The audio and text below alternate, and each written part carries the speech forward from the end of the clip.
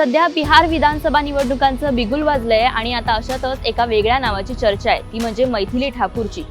अवघ्या 25 वर्षांच्या मैथिली ठाकूर हिनं आता निवडणुकीच्या रिंगणात उतरायचा निर्णय घेतलाय। काहीच दिवसांपूर्वी भाजपात प्रवेश आणि त्यानंतर लगेचच अलीनगर मतदारसंघासाठी मैथिलीला तिकीट जाहीर झालंय। मात्र भाजपाने मैथिली ठाकूरला तिकीट नेमकं का दिलं बरं, हेच आता समजून घेऊया।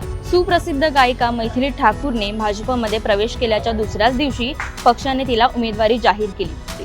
विधानसभा उमेदवार होण्यासाठी उमेदवारास 25 वर्ष पूर्ण असणं आवश्यक असतं। मैथिलीने 25 जुलै 2025 रोजी तिची वयाची 25 वर्ष पूर्ण केली। प्रसिद्ध गायिका म्हणून मैथिली ठाकूरची देशभरात ओळख आहे। मैथिलीचे यूट्यूबवर 5 मिलियन्स म्हणजेच 50 लाख आणि इंस्टाग्रामवर 6.4 मिलियन्स म्हणजेच 64 लाख फॉलोअर्स आहेत। मैथिलीची लोकप्रियता लक्षात घेऊन भाजपने बिहार विधानसभा निवडणुकीत तिला उतरवण्याचा निर्णय घेतलाय।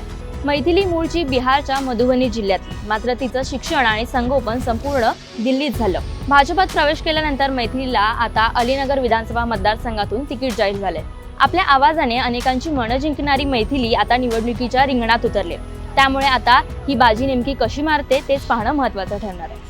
भाजपने पहिल्या यादीत एकूण 71 उमेदवारांची नावं जाहीर केली आहेत, तर दुसऱ्या यादीत 12 उमेदवारांच्या नावांची घोषणा केली आहे। अशा प्रकारे भाजपने 83 उमेदवार जाहीर केलेत। एनडीएमध्ये झालेल्या सहमतीनंतर भाजप राज्यातील 243 विधानसभा जागांपैकी एकूण 101 जागांवर निवडणूक लढवत आहे, तर जेडीयू सुद्धा 101 जागांसाठी मैदानात उतरले। संपूर्ण भारतात आपल्या आवाजाच्या जोरावर जिने नाव कमवलं ती मैथिली आता निवडणुकीच्या मैदानात उतरले। त्यामुळे आता ही चुरस नेमकी कशी रंगणार, मैथिली नेमकी बाजी कशी मारणार हेच पाहणं महत्त्वाचं असणार आहे।